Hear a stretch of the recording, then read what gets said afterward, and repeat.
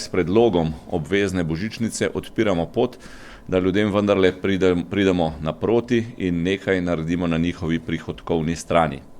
Preprosto povedano, želimo si, da se trud zaposlenih pozna tudi v njihovih denarnicah in to ne kot nagrada, ki jo dobi le nekdo, ampak kot pravica, ki velja za vse.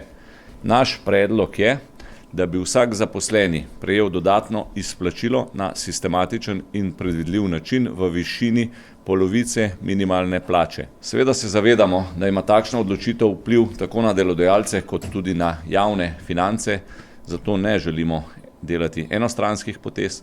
Ključno bo, da v dialogu s sindikati in delodajalci najdemo rešitev, ki bo dolgoročno vzdržna in bo vsem dala občutek, da je to skupen korak naprej.